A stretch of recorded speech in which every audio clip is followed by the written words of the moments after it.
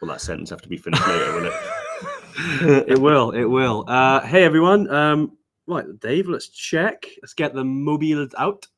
Or the cell phones if you're in the States. Or portable telephone if you're getting on in years. In the Arctic. Let's have a little look then where we are, and we'll just wait for people to tune in on this that's weird. Just went onto the Evertrack page and saw David Hasselhoff.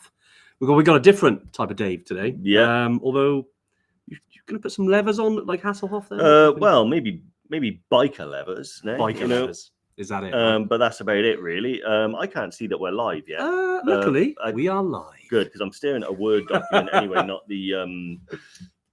not what I need. I can hear you. Yeah. We just come through the phone then. I know, literally. Hey, everyone. I hope all is well on this. It's actually sunny today. Wow, that's a big surprise. Normally, it is raining. Yeah. But yeah, who have we got in? Let's have a little look. So yeah, if you have joined us, as always, just a little comment. Or a little hello, whatever you'd like to put in the comments. It'd be good to see who is on. Sorry, Dave. I tell you what I did. You are struggling to join. Yeah, I'm struggling to join in. So there we go. There we back Organised, in. Dave. Carl's Apple, Simon, Stuart, Marky V, Jane, John, Andrew, David, Angus.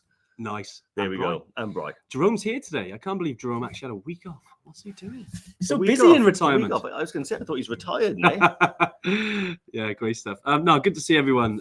Yeah, it's we wanted to kind of today. I feel like we've chat about kind of some intangible stuff. Our feelings, our opinions, our thoughts around stuff. But today we wanted to go to physical stuff. And when we haven't talked about kit for a while. And no, we're not talking about that lovely computer in a car from an 80s TV show. We are talking about everything to do with kit. Yeah. It's something that, Dave, I know is your favourite pastime. My favourite topic, yeah. I mean, every time we would have a discussion and we're like, what should we talk about in the Tuesday tune-in? I'm always like, oops. And I always get shot down, except for today. But we're going to expand it, aren't we? We're going to do a deep dive. Essentially, start with a metaphorical empty bag and fill it with our suggestions. We can fill it with different kit. And obviously, we know that if people are going trekking, places like Everest Base Camp, places like Kilimanjaro, places like Machu Picchu, all the different adventure treks in the world, kit is massively important. Mm-hmm. So anything around kit, any questions you have, anything, we can talk about boots, we can talk about Maindel Boutans, we can talk about anything at all. Drop them in the comments because that's what we're here for. We want to get your kit questions answered today. Yeah. But I want to go back in time. Do you want to go back in time? I want to go back in time to 2016. 2016. I remember that year. It's a good year. It was a good year. Yeah, it was a good year. It was a great year. I was a younger man. And I want to bring a little bit of history back. So this is... Yeah, I see what you did there. Yeah, I remember that well. So this, and there's a lot of light coming in here, so I hope you can see this. I'll try and angle it so you can see it. You're not going to be able to read what's on here. Should I hold it close to the camera for a bit, do you think, so they can get a good view? You can have a little view, but I think, imagine it, it's kind of like a pirate map. Yeah. I can see heavy down jacket, Turkish Airlines. I can see a little bit of information. Yeah. Now, this was a gift actually from Dave, which was maybe a slightly different gift that I gave you in 2016, which is the gift of advice. Yeah, so I repaid it in 2018, Christmas 2018. Which was thanks, mate. I've loved that ever since. Yeah, so, yeah. Well, what is it? What that was, so I think we'll have to go back even before. So we worked together in Lloyd's.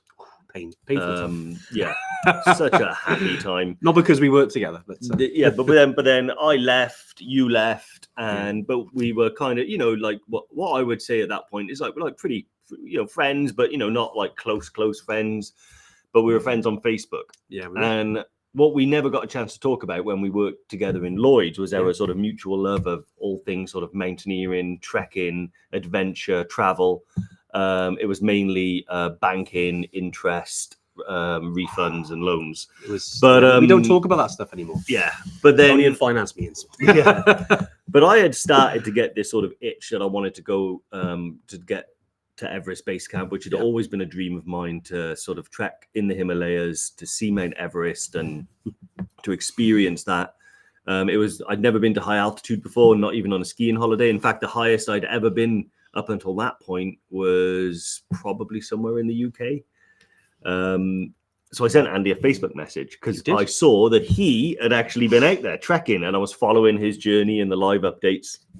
And then I saw one when you were back in Nampshire, and I thought, I'll just drop him a little comment on Facebook. And I was like, oh, when you're back, any chance, you can meet up, because I'd love to pick your brain about, Everest Base Camp, how you got there, what you need, all that sort of stuff.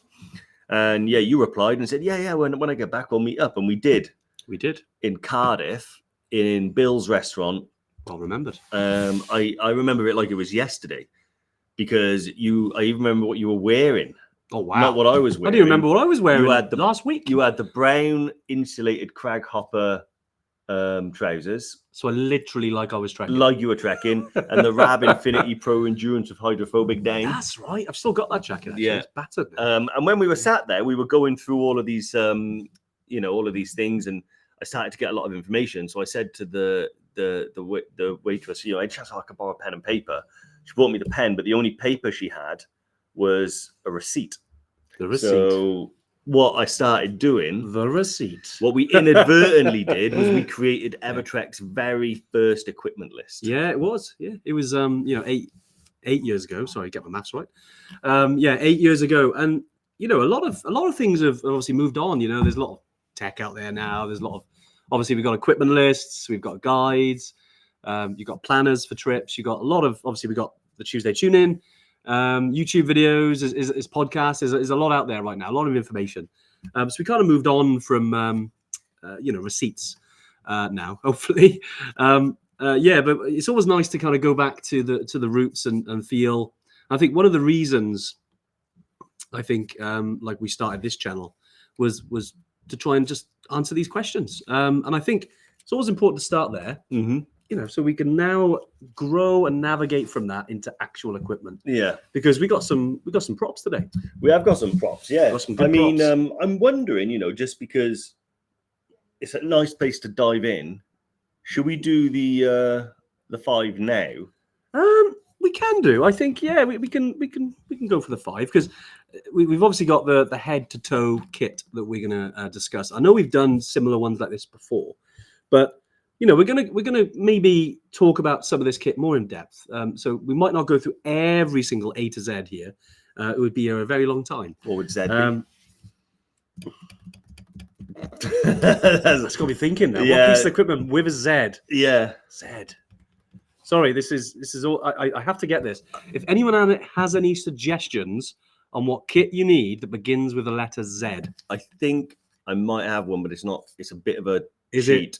Is it a bit of a escape? I want to see what comes in. Yeah, Z poles. The folding poles. Are they called Z poles? Yeah, some of them call them Z poles. Yeah. Oh, I don't know, Dave. It's got to begin with a Z.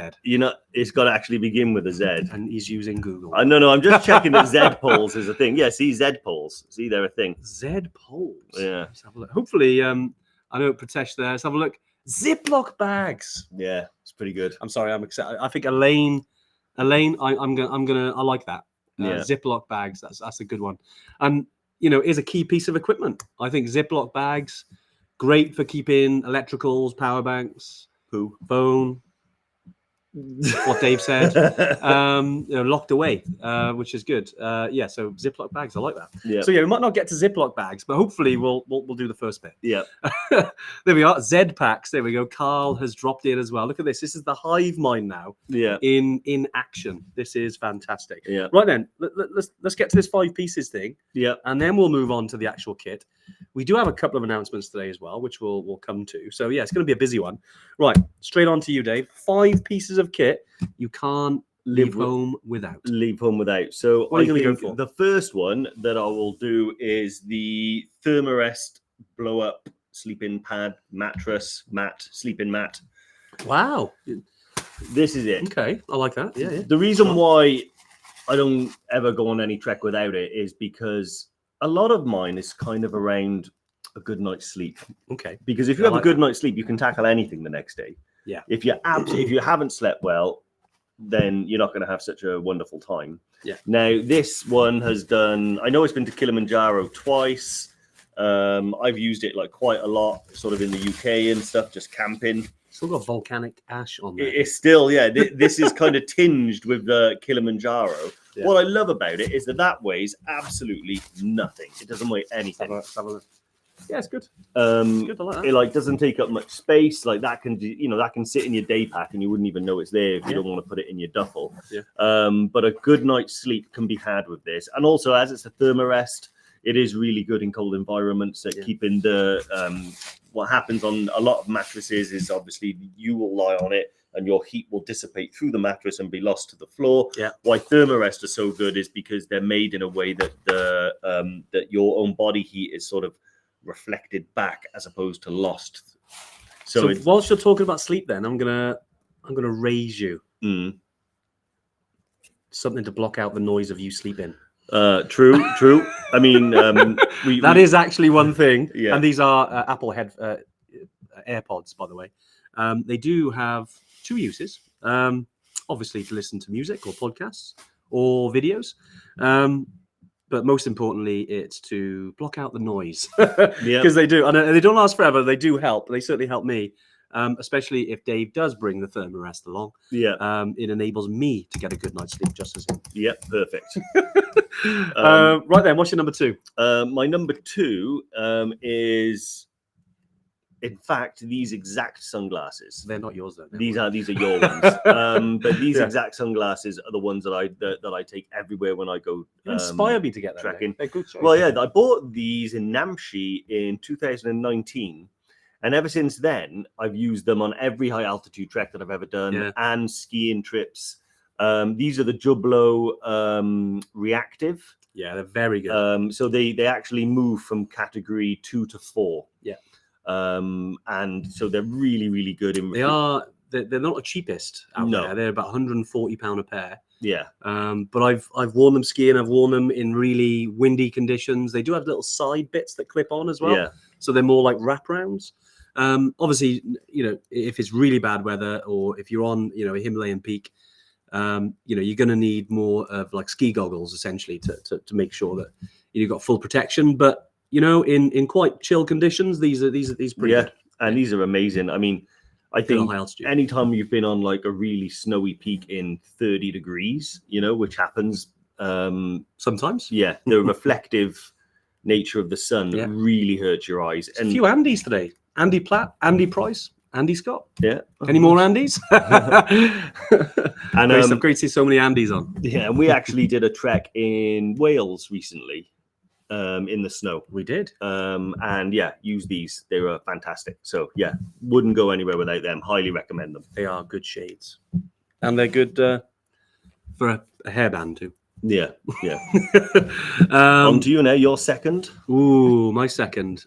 Nothing to do with sunnies, I suppose. For me, because clearly you're organised, Dave, and got it written down. I did have to delete headphones, as you can see. Oh, what? Sorry, I can come up with the fifth one as we talk. No, for me, just thinking about it, I think if there's one thing I don't leave home without, and actually there's one thing I don't put in my duffel bag, I always wear them, and that's my trekking boots. Because it doesn't matter what happens on the plane, if you lose your bag, you need a decent pair of walking or trekking boots. Yeah. So that's something, and I know that seems quite boring because obviously you want your good trekking boots. Some people don't know. Some people wear trail shoes. Yeah. I personally like a little bit more ankle protection because I've worn my ankle years ago and it's just become a bit of a weakness, and it's happened numerous times over the years. Whether I'm wearing Maindel Boutans, whether I'm wearing La Sportivas or North Face, Hedgehog GTX, Salomons, doesn't matter what it is. I seem to roll an ankle every now and again. So definitely, that's why I wear my trekking boots. So I wouldn't leave home without them. Yeah, you do roll an ankle, I think, on 1 out of every 4 trips, I'd say. not quite that much. Yeah. Not quite that much. But I highly agree as well. I mean, you can use like the shoes and stuff like that, but I think that if you're not used to those and you're just concerned about the weight or something like that, I mean, the weight between shoes and boots, you put on boots, you notice they're a bit heavy these days. Negligible. Exactly. But when have you ever sort of trekked in boots and after a while thought, oh God, these are so heavy? Like you put them on, you get used to them. So it doesn't really bother me. Yeah. Yeah. So What's number 3 for you, Dave? my third one on El Listeroo is, see if I can remember it, trekking poles. Now, again, an obvious one, Nice. but we haven't actually got a set to display with. But yeah, I love. I can imagine a trekking pole. Now. Yeah, just something long and thin. But I absolutely will not trek without them now. I absolutely love them. It was a slow burn for me transitioning from not using them ever to using them. I'm not sure whether that was sort of the closer I got to 40, the more I used them. But I will say that as someone that has had a knee injury, from now on they are a staple. Like, it doesn't matter what trek I'm doing, I'll almost always bring the poles with me. I think particularly at high altitude, they're such a good tool to have. If you're trekking up quite a steep hill at high altitude, having the poles to kind of help drag you up there and to lean on and stuff like that, they're just so good. I like it. What's talking about knee injuries? I'd be remiss if I didn't mention bear hug. There we go. Dave, that's for you. No, thank you very much. I know, just in case of your dodgy knees. Yeah. Yeah, really, really good. It's not one of my top 5 though, because luckily my knees are okay at the moment because I use trekking poles quite a bit. Yep. Very useful though if you do have any issues. Don't forget, it's quite a relatively new kind of partnership with Bear Hug. But if you're booked on a trip, go to the members area. So when you log into where you can manage your trip, and you can you get 20% off their knee supports, their wrist supports. Yeah. They do a bunch of good ones. Really, really a lovely team as well. I know they work a lot in sports, but I've met some of the owners there and the guys that run it. Really, really nice people, and they got great products as well. I have started using them as well. Yeah. And I will say, as something of a knee support aficionado since 2021, they're really good. They're nice and soft. They're like bamboo, I think. But what I really like about them is little details. Like on the top rung here, you won't be able to see it, but there's like this sticky bit. One of the things that knee support wearers will hate is that when they start sliding down. That's a good point, actually. I didn't pick that up. Oh, I despise it. Nice. You need to wear them a lot. Right? that's the thing. Over time, you pick up on ones that really do your head in. Yeah. So I resorted to a neoprene one, which doesn't move, but it's really sway. This is breathable. It's nice. It's really soft. Bamboo as well, is it? Bamboo, yeah. It doesn't chafe. It's got the nice little bit up here so it doesn't slip down. Yeah, what I really like about them as well is that these little indicators here, see, so the back of the knee, front of the knee, well made, just helps you get it positioned correctly on your leg. Yeah. So get a bit. Good promo. No, honestly, we just wanted to throw them in. They're a great team. And I know a lot of ever trackers suffered with knee injuries, shoulder injuries, other stuff. They've got some good products. So I know there's a lot of knee supports out there, but great team there, and obviously you get a little bit discount as well. So happy days. Exactly. Right, for your third. My third. See, you could tell this is off the cuff now, but honestly, for me, the boots, the earphones, I do like to bring, most of the time, I like to bring a good camera. Yeah. Like, don't get me wrong. Obviously, iPhones are great. Whatever phone you have, but it's something about, I like my photography, so I like to take my camera with me. And I know we're trying to be lean on weight here. It is a challenge, especially when you go into places like obviously if you're flying into Lukla and they're really strict. Obviously you can carry it. I do like to take my camera. Memories are everything for me, and I want to try and capture that and those moments, especially like obviously you got the landscape stuff, but then you've got the stuff with the group. You don't want to feel like you're at a wedding, taking photos all the time, but you can capture those kind of candid moments. Yeah. And I always get the photos of clearly some of Dave where he's not quite looking, and I'm like, get the camera out. Yeah. There's many. There's one of well, actually, I think you've got a video of me like running out of a toilet in on the way back from the refuge in Tupkal. Oh yeah, do you remember? I remember that. That was funny. Pretty much being sick. You were being sick. Yeah, that was very funny. That was the one of the worst toilets I've ever been in. That one rivaled Gorek. It was en route, wasn't it? To the refuge, somewhere you stop. It's part of the adventure, right? Yeah. Well, yeah. No, really good. I'm actually happy when you bring your camera as well, because I don't take any pictures ever. I don't know why. I'm not very good at it, and if I'm with someone, I'll think to myself, if they're taking a picture, I'll just get them to send me that one. Brian makes a good point there. Hey, Brian, I hope all is well, mate. A sense of humour. I think that goes without saying. If you're an Evertrekker and you're on this live today, I like to think there's a lot of humour in the. There's a lot of bants going on. I think you gotta have a laugh, haven't you? You gotta have a laugh. Life's too short. No. So yeah, sense of humour is integral. I'd agree. It should be in the kit list, that's for sure. 100%. I think my next one is a water purification bottle. There's about 20 of them over there. I was going to say, we got some over there. I think they're really... Is there one behind? No, it's a beer bottle. Water purification bottle. You got the water to go ones that are also Evertrek branded, but there's tons of other ones out there that you can get as well. Camelback do a line of them as well. For me, it's really vital because I have a sensitive stomach. I think if I come within 50 feet of any type of bacteria, I'm gonna have severe issues. So yeah, when it comes to like brushing your teeth, drinking water, everything like that, I don't take any risks anymore. I've been caught out too many times. Too many trips have been made 20 times harder than they needed to have been because of that exact issue. So now water purification bottle always is big. Yeah, exactly. Great to see Diane. How you doing? Observation. I think you need more pics. Tom Akea route. 100%. If there's anyone on the live today who has any of those pictures, it'd be great to share them. We're always looking for Evertrekkers to, obviously we're not on trips all the time, but it'd be great to get some more pics. Anyone who's out there, I know we've recently put requests for some Merapeak. I know Zach, obviously manages a lot of our content and our imagery and videos. Same with Tom Akea. We do need some more pictures of. There's a bunch of trips, especially the more kind of ones we've launched over the last like 3 or 4 years. Be great to get some more. But good to see you, Diane. I hope all is well. Jane mentions Imodium. That is very good point. Actually. Very good. To be honest, if I've especially if I've forgotten my water purification bottle, Imodium is the next best thing. It is. Got me through a flight back home from Kathmandu. That did. Right. As a fourth for me, I do like to wear a good hat. I am a hat. I tend to not go away without it. And obviously I've got one here. And this is another plug for a great brand, Cliff. There we go. We do get some Cliff freebies from time to time. But no, I do like to, I haven't fixed this at all. This is going to be quite, there we go. Wow, it's bright, isn't it? It's very white hat. That's a white hat. That's a white hat. That's not been up Killy, I can guarantee you so that. This hasn't seen active duty yet, but it wouldn't look white on a trip like Killy, but just to demonstrate.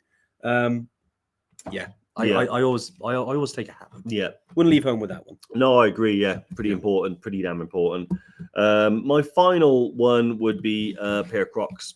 Nice. Oh, wow. Okay. Because if I lose my trekking boots halfway up a mountain, you can always put them in 4-wheel drive and get them. But the main reason is, as soon as I'm done trekking, I kick those boots off, let the feet dry out and air out, and walk around in the Crocs. I like it.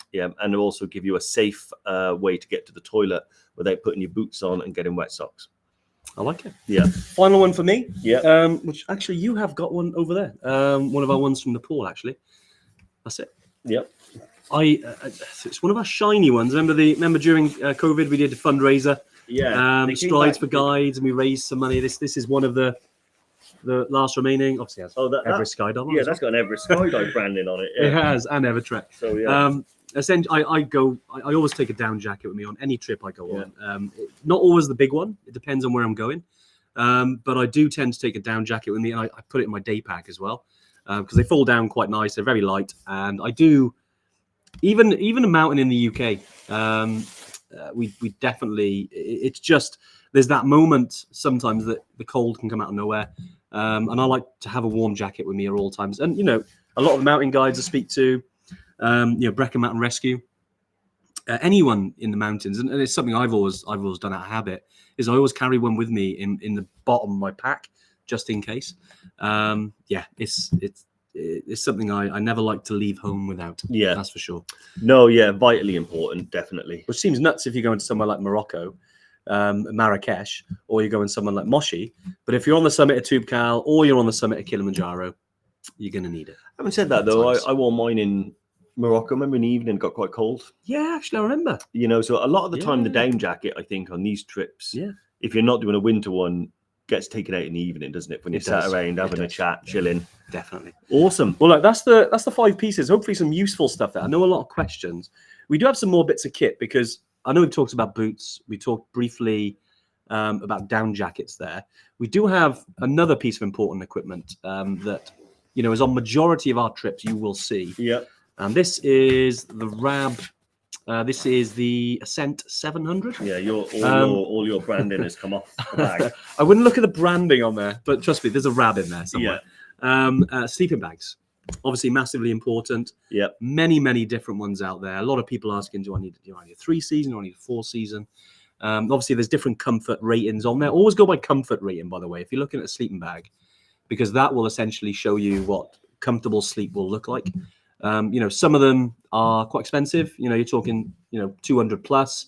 You can get the Bri remembers. Yeah. Don't wear your down jacket on a night out in Cardiff anymore. I remember that. That was mate, good memory. That's about 4 years ago. It's the Patagonia one, there. Patagonia, yeah. Somebody's got that walking around Cardiff. Yeah. I got a replacement now, luckily. But that was a sad morning, wondering where my jacket was. You've got a history of jackets. I have. It's because I take them with me, and then I don't actually use it, and I put it down, and then the night just runs away with me. Yeah, and someone runs off with the jacket. Yeah, over the years. But no, sleeping bags very important. Obviously, some of the trips that we do, you can like Nepal, you get free hire of the trekking stuff. If you're going somewhere like Kili or Machu Picchu, you can rent it at nominal price. Just if you're doing that. Same in if you go into Morocco. Some places you don't actually need it.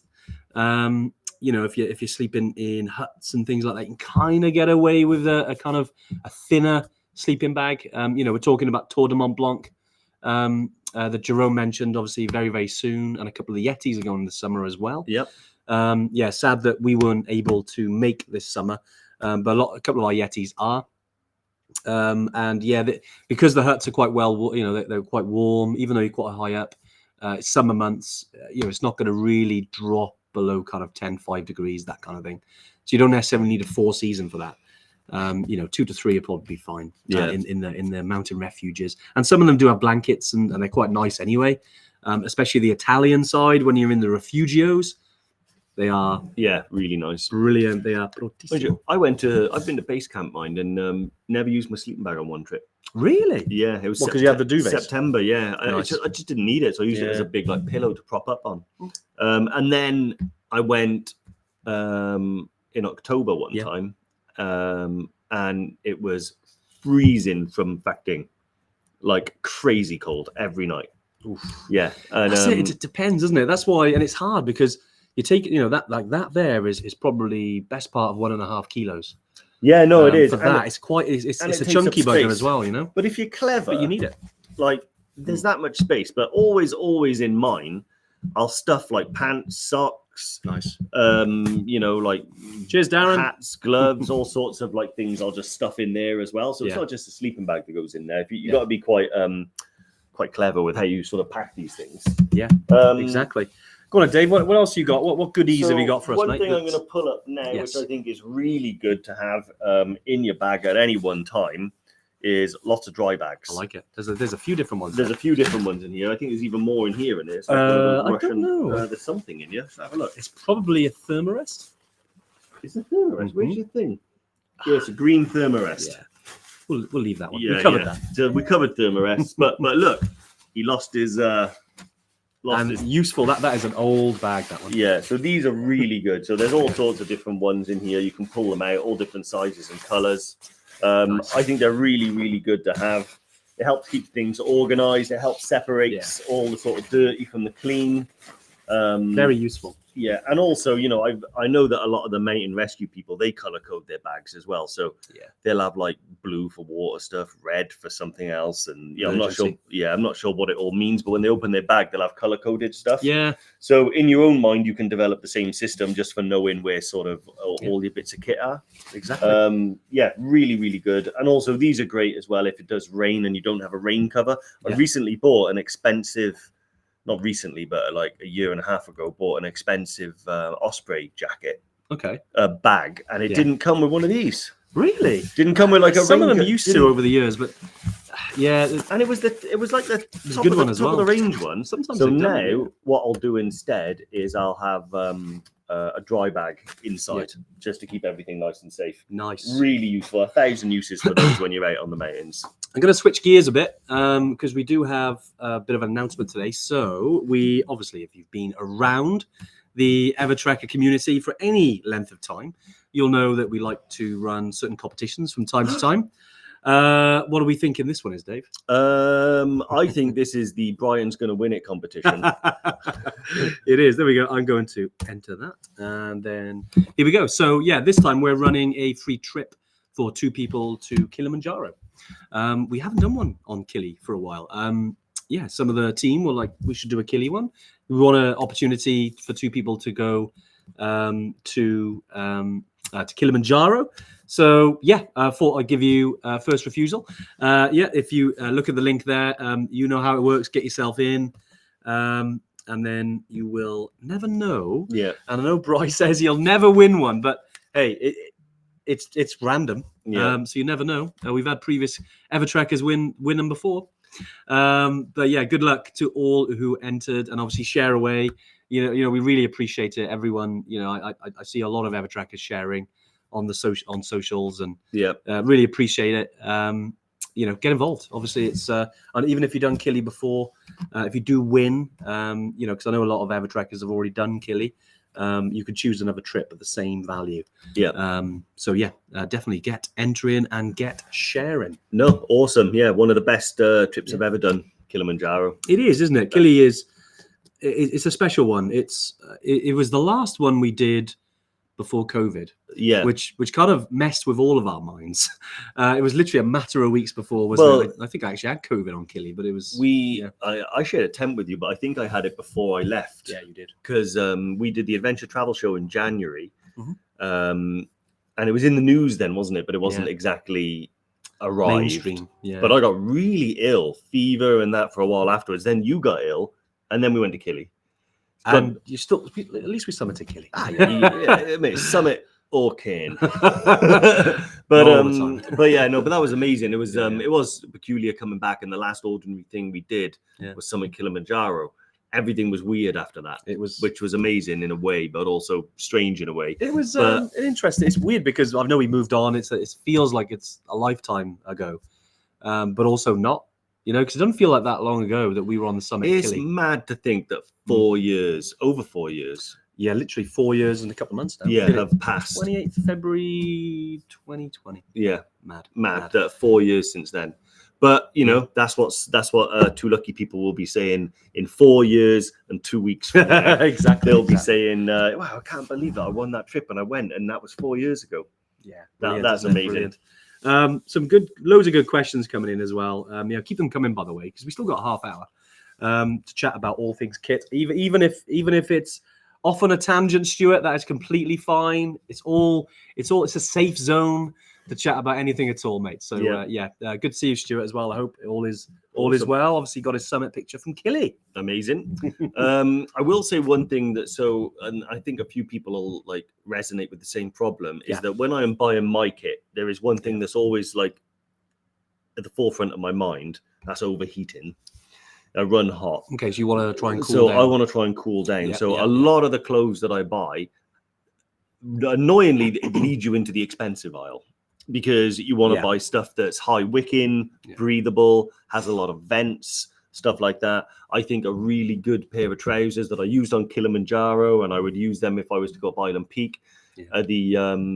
Oh my God, the literally names just gone. I know they're Rab. I think Vaporize. Well, the gloves? No, trousers. Oh, the trousers. They're really good. Yeah. They're really good. Remember the ones I borrowed them to you, and you were like, "Oh my God, they're so warm. They're like fleece lined." Yeah, they're probably a bit too warm for me. Unless it was proper cold weather, but a battle. This is the thing. Yeah, you got the vents. That's true. You So have can got get the air in you there. have got Yeah, vents yeah, that yeah. open like pretty much from your hip to your knee, Nice. and they get a lot of the cold, you know, the cold to you and cools you down. Allows they're really really good if you do overheat. Yeah. Another thing is obviously base layers, super important for everybody. But if you do sweat like a maniac, you're going to want to perhaps bring 2 or 3 more than the person next to you. Yeah. Because like what I tend, if I'm doing base camp and it's relatively warm, particularly in the lower altitudes, wear one, then the next day wear a new one, and then the day after that wear a new one, and then the day after that wear a new one, and then by the time I go back to the first one, Yeah. it's dried out and it's totally fine to use again. Exactly. So yeah, bringing Perfect. there's nothing worse than putting on a cold, wet, sweaty base layer.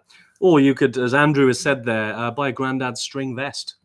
You could look like, what was it, Grandad off Only Fools and Horses. Yeah, that's a good point. There was one guy who I saw on EBC in full tweed. Wow. Oh, yeah, I remember that. Yeah. Fantastic. Like Fair full dues to him. tweed. I wouldn't recommend it for trekking though, you know. But that's what they used back in the 1920s when Mallory was there. Yeah. Slightly different era. Yeah, You know? true. But Yeah. he was like, yeah, it looked like he was out hunting a stag. It's like what he looked like. It was different, wasn't it? Lots of questions as well, which is really good. Do you use sock and glove liners? I've used, Simon, really good question. Glove liners, definitely, because some gloves can be, you know, they're only for the cold. It's good to have kind of take the edge off gloves, which, you know, if you've ever been skiing, you can see you buy gloves with an inner layer and an outer layer. And I think in the trekking world, because, you know, you've got a lot of conditions managed then in those 2 layers. You know, if it's windy and you just want to take the edge off, the inner layer comes on. If it gets really bitey, if the temperature drops, if you're hiking in the dark, or, you know, there's snow, you know, it's really cold weather, then the other one goes on. You know, or you can take out the inner liner, put the big one on, and it works well. So yeah, I've certainly used glove liners. Sock liners, you ever used them? I've never used them myself. No, never. I've heard a lot of people say they make a big difference in terms of you know, keeping your feet warm. Also, they can help with blisters. Yeah, good shout. Yeah. Personally, I've never used them because I've always found that if I buy the merino wool socks, and you can buy like light, midweight, and heavy ones, that I've always managed to find the right sock for the job. But certainly, I know people that do. Yeah. That's it. If it works for you, it's and it's trialing it as well. Sometimes, you know, I suppose you don't want to turn up on a trip and like, oh, what am I doing? What am I doing? You know, get out in the UK or whatever you are, and just get using some of the gear that you would use on the trip. Yeah. Familiarity is great, and then you know then what works for you but experience. Very, very valid point there. I think about that. You need to find out what works for you as well, because me and you will go on a trek. We've done hundreds together.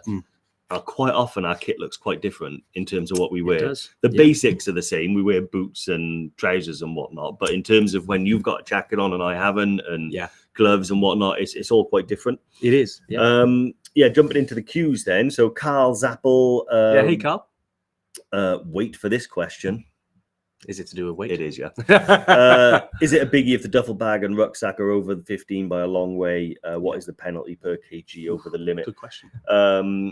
It is a big deal in as much as that they offload bags that are over 15 kilograms. So my advice to you is to if you do an Everest base camp is to keep to the 15 as rigidly as you can. If you're slightly over, it's not the end of the world. I'm talking like maybe a kilo, but even then I would be looking what in my bag can I put in my pockets to kind of lessen the weight, because like I said, I've gone and my bag is usually around 14 kilograms. I've seen other bags that are much heavier, but the risk is, and this has happened to someone who I actually trekked there with, their bag was around 17.2, something like that. And when they arrived in Lukla, all the bags are offloaded and you kind of go and grab your bag from the plane and theirs wasn't there. What ensues then is a horrible panic, because you then have to wait for a plane that's light enough to accommodate your heavy bag, and you're in a little bit of a scary point, because if the weather comes in, they won't get your bag to you. and it'll be like a day behind and we'll have to rush it up. So yeah, my advice is to avoid all of that headache. Just try and religiously stick to the 15 kg. There are a couple of cheat codes by wearing your boots. Make sure there's no water in there. Fill your pockets with things that are heavy, like snacks and battery packs and things like that. And just keep the bare essentials for the trip. Nice. Yeah. Really, really good question. I think, I suppose just to add there, what's the penalty? Over the years, it's kind of changed. I think it used to be, and it's not too different now, is that it's about £1 per kilo. It's not a lot. Historically, we used to say you can get away with it. It's just they're a bit more stringent these days. Obviously, we'd love to say take what you want, but unfortunately, these rules are kind of placed on us, especially because there's a little bit of a bottleneck getting to Lukla. It can be a little bit chaotic. That's just the way it works in Nepal. We try and make it as organized as we can. Sometimes it's chaos. The bags don't always land if they're over a certain weight because they're trying to save on the weight. It is for safety as well. It is for safety. The reason they have the weight limits is because they're trying to account for the weight of the individuals on the plane. Yeah. And the last thing you want is an unsafe plane going to Lukla. Google it. I wouldn't. No, Jerome, good question. Kit, I have pretty much everything. Of course you do. Even the rocks. Is there any kit I need specific to TMB, so Tour de Mont Blanc? Not really, because majority of the kit that you use for one trip is quite, you can get away with it on a lot of different trips because it's similar to the kit you need in the UK. And obviously, if you're going to climb a peak, if you're going to do any technical kind of type of trek or climb, then that's different. If you're going over a certain height. But Jerome, with TMB, you just the stuff you use for Kili, for going to Nepal, very, very similar. Yeah. If anything, because it's a relatively shorter trip, maybe you might not need as much with you. In terms of, obviously packing and, you've obviously been on a couple of trips now, what works for you. So I'd say, although, you could put a list, it'd be the same stuff as you took to the other trips, definitely. Obviously it's the summer months as well. So I'd certainly make sure take, sort of sun protection, sun cream, just think about your lips, maybe some lip balm, just because it's kind of the summer months rather than, going in a cold environment. It won't be as kind of as Baltic as some other areas that you've been to, mate. So hope that helps. Awesome. I just lost it then because a new one came in. Okay, Alison Morgan, I think I'll have to wear a walking shoe as you've got a problem with your Achilles, so should bring gaiters to keep the debris out. Yes, 100%. If you're going to wear shoes instead of boots, I totally get it. We always recommend boots over and above everything else. But if you have a physical limitation where boots are not possible and they cause you a lot of problems, so I'm sure there are some boots out there that you can trial. But again, it is expensive. But to trial and error your way through getting the right boot. But if you are going to wear a walking shoe, 100% bring gaiters because you will be removing stones from your shoes every 30 steps otherwise because EBC, Kili, Machu Picchu, Morocco especially, there's a reason why they call it Morocco, is because I never thought about it. I always say it's like Morocco, so I'm going to use that. So there is it is very sort of shaly and rocky and stuff like that, so 100% gaiters are a really good idea. Yeah, definitely. I'm going to bring one in from Amanda. I know we've kind of talked about poles, sleeping bags and stuff. Are they always available? So in Kili, in the hotel, Springlands Hotel we'll be using, you can hire those pieces of equipment there. They're generally always available. It shouldn't be a major issue. Some people, take their own, but you can hire them in Moshi. Hopefully that helps, Amanda. And you can obviously saves a little bit of money. I know instead of purchasing the equipment, you can just hire them. I'd say poles are probably the cheapest item out of those two, but no dramas if you get there and you haven't got those items. When you have the briefing, we'll check what gear you do have. We can make sure that you've got those to use. Yep. Awesome. Andy Awol says, if you're a coffee addict like me, do you take an AeroPress in your own coffee? Bit bothered about a withdrawal headache. as well as an altitude headache when I go to Killy in September. So you absolutely can do if you want. You know, if you have some specialist coffee and stuff like that, those AeroPresses are quite cool. Yeah. But we do provide teas and coffees for you to have. But it's more about, I guess, you know, if you want to stop and have a drink of coffee when you're resting during the trek. Mainly it's sort of at the ends of the trek in the morning and the afternoon when you get access to the teas and coffee. So 100% by all means, if you want to bring it with you and bring some coffee, go for it, mate. Makes you happy. Yeah, Andy, I'm a massive kind of coffee person. So yeah, I understand what you mean there. You know, that being said, actually, some of the places, I know you go to Killy, some damn good coffee in Killy. And obviously as you're going up the mountain, you know, might not always be available, but you know, you do get teas and coffees and things, you know, in the camp. But yeah, if you're into your coffee and you know it is part of your kind of daily routine, I'm sure if you took something, that'd be perfectly fine. Obviously, you don't want too much at altitude because you know too much coffee can dehydrate you, can't it? But you know, if that's what you do as part of your daily habits, then you're right. You want to tackle the adverse effects of not doing it just by going kind of cold turkey on it, you know. But yeah, really, really good point. Sorry, Dave, I'm just looking. Actually, I think this is from Will. Hey, Will, how you doing? Sorry, this isn't kit related. That's okay. Doing Toubkal at the end of May. Great time to go. Would you recommend some sessions at the altitude center prior? Yeah, sure. I mean, anytime you go to the altitude center is great. You know, there's obviously there's two ways of looking at this. You don't have to go to the altitude center. You know, you'll go into Toubkal. It's not extreme altitude. You go in just over 4,100 meters, and you're not there for that long. So altitude doesn't really come into it as much as if you're on a, you know, like a 10-day trip, like or 11 days, like you're in Everest Base Camp. But you know, it is good because if you're out at the altitude center, you can jump on to some of the altitude masks, test how your heart and how your body's reacting to it. You know, it can help psychologically. As well. Obviously, there is a flip side to that as well. If it shows some adverse things and it'll you know it gets you feeling a little bit anxious. So, but at least you know then where you're starting. I'd say if you're going to go in May, it's not that far away. You know, it won't really make too much of a physical difference just by going there, you know, once or twice.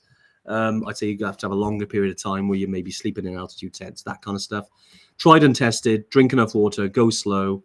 To enjoy yourself in Toubkal, I think would be the best form of action this late in the day. But that being said, it's not going to harm you in any way. Just going to the altitude center and just having a chat with the team there. Yeah. So yeah, let us know how it goes, Will. Yeah, obviously if you live close by, I know they're in London. If you're there and you know you can book some time in with James and the team, go for it. Yeah, definitely.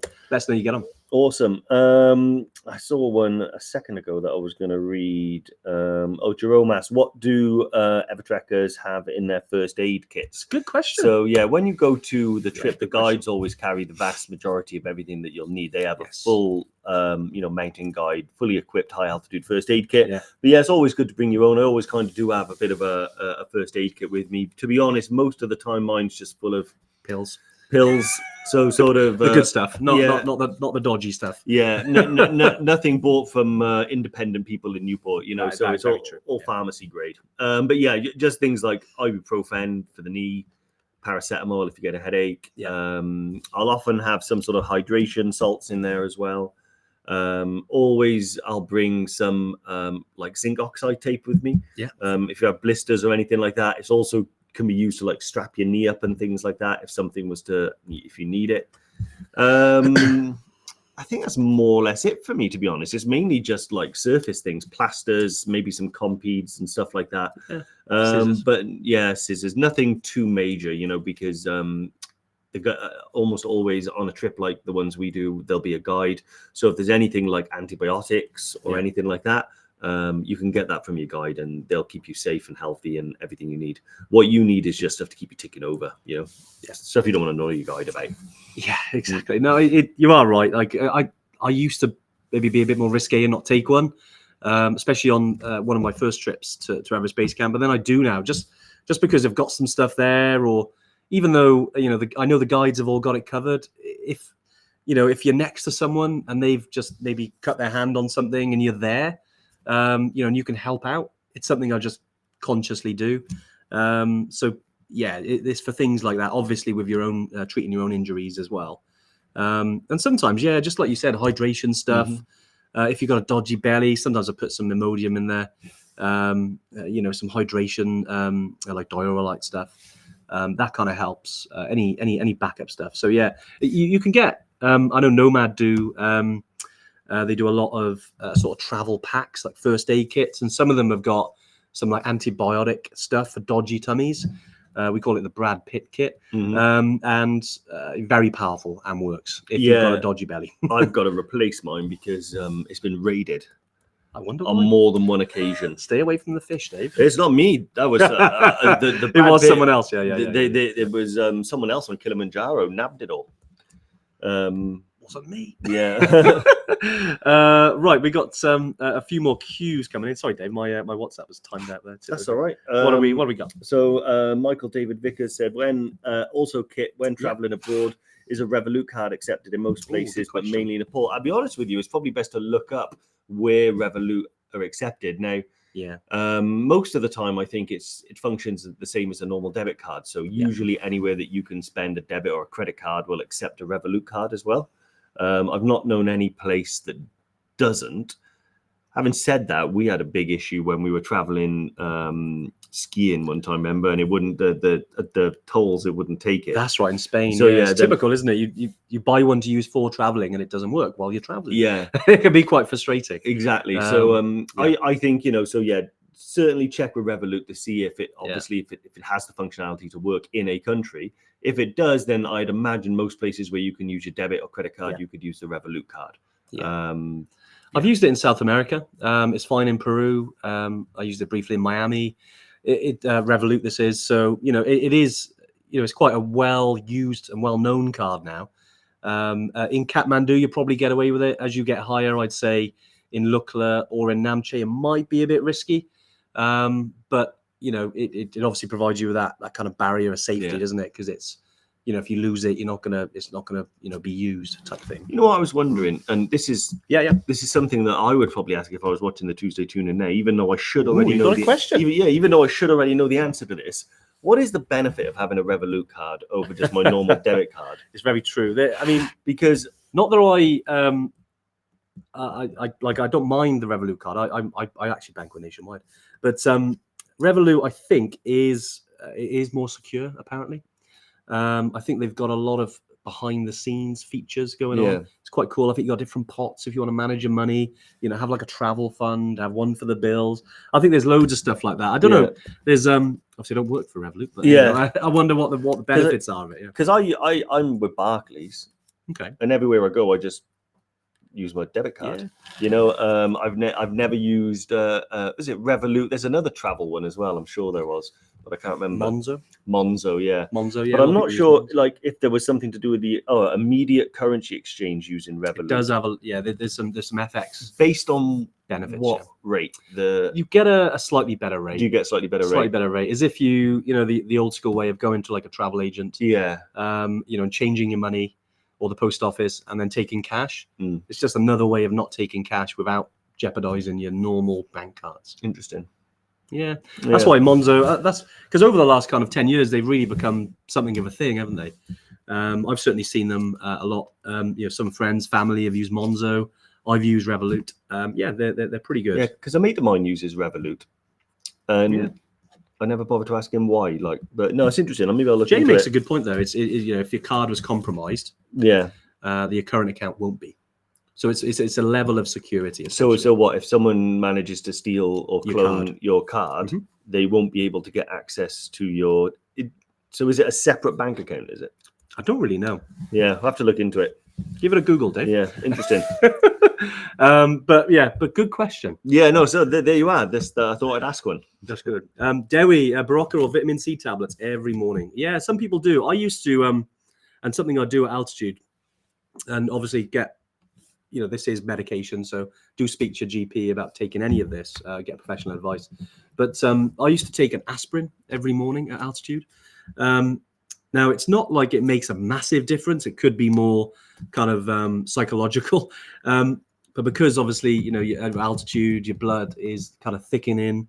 For me, it was using aspirin as a blood thinner. just helps with the blood flow. And I've always done it. And, you know, not saying this is a reason why I don't get altitude sickness, so I haven't historically, but it has helped. You know, obviously you've got to go slow. You've got to still drink plenty of water. But I know a lot of high altitude mountaineers, just people we follow, you know, in the industry, and they take an aspirin a day. Just something. Yeah, I've never took the headaches aspirin. at bay. Just paracetamol for me. Yeah, you do the paracetamol, don't you? Yeah, really good. Card use and security could be a topic for a TTI. It is, Jerome. Exactly. Well, look, I feel. I hope we've answered. There's a lot of coverage there. I hope it's been useful today, Dave. Any final thoughts from you, mate? Yeah, I think what I'm feeling that I think I want to do at some point is like get the proper bag on the video. You know, though we did before, like get that, and I'll even weigh it to prove that it can be done. But no, actually, you know, I think this kit these days, you know, you've only got to Google. You know, get 10 tabs open and Google 10 Everest Base Camp lists. You'll see 10 different recommendations for everything from your head to your toe. I think the main thing is you don't have to spend hundreds and hundreds and hundreds of pounds on every item you do. Just kind of choose specifically where to deploy the budget. So with us, I think it's always like a really good pair of boots, good underwear. You know, trousers are trousers, but maybe you want a warm pair. So I think, just be kind of tactical where you deploy your budget, because otherwise you'll end up walking around with £1,000 worth of gear on you that perhaps you could have done for 300. Yeah. Just look at Jane. I thought that was going to be a Jerry Springer moment. I used to say, remember, most importantly, take care of yourselves and each other. Just before we go as well, just something, obviously, I know we're not around to answer questions all of the time, but something that we've kind of created is kind of been in development for some time now. Just that we wanted an easier way for people to find answers to questions.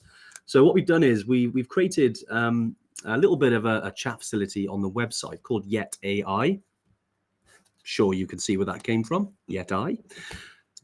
Seems like some accent. Anyway, I'll drop it in. You'll be the first ever trekkers to see these.